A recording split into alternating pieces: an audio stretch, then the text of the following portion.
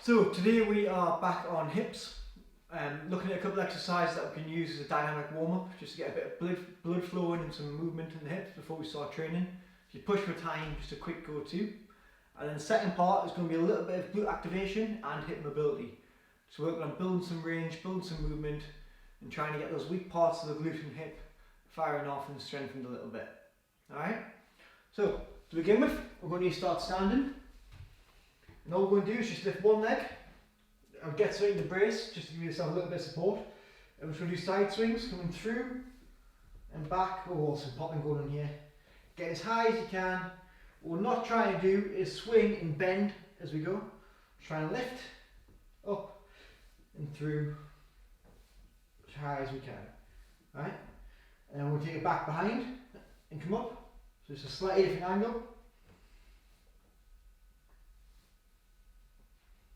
Nice and controlled, so I'm not just letting my leg fly through, I'm actively trying to drive it myself and lift it a little bit each time. So about 20 reps each side, just nice and smooth with it.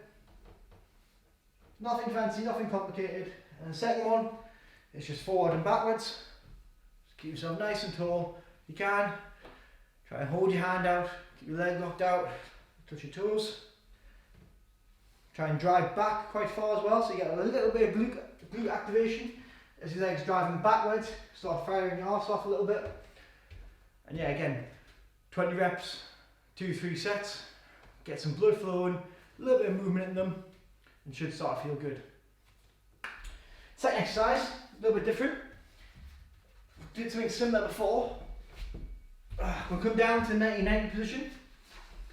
If you feel a bit stiff, by all means, crack on for normal, bring the chest forward or knee lifts to get yourself loosened off a little bit.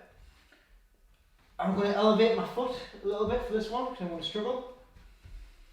So from there, what we want to try and do is lift this foot and knee as high as we can, extend it out, bring it round, then come back round and get it back down as best we can, right? The first one, so you're trying to work on just not leaning too much and rocking all over. Lift the foot to begin with, lift the knee, out, round, back, oh, big pop, knee down, oh.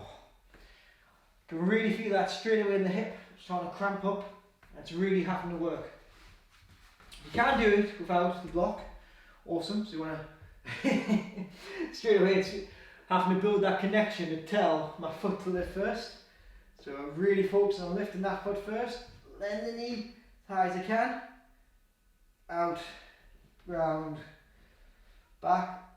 This way it's difficult, bend, foot up if I can, and then down. It's much harder to look, so what we're trying to avoid is constantly rocking. There will be a little bit of weight shift and pushing your hands through the floor, but we're trying to maintain it and keep it controlled. Alright? If you cramp up straight away, you know you need to do a lot more of it. So what I suggest is starting with just the heel lifts. So just up and down, just getting those little lifts. If you can't lift your heel, you do need a lot of work, so you might want to start with a little band there, pulling, let go of the band and try and hold your foot off the ground, right? Or you can just use your hand, so to lift, try and squeeze tight in the hip. Let go, control it, and back down. If you haven't got that activation or stability in your hip, it's going to cause a lot of problems, especially when squatting, pistol squatting, snatching, running, whatever it is you might be doing. There's a lot of stabilizers in the hip there that help you control and build your external, internal rotation. If you're not firing off properly, chances are it's going to cause a problem at some point for you. It's not if, it's when. Alright? So have a little play, see how it feels. And yeah, I hope you enjoy. Alright? Take care.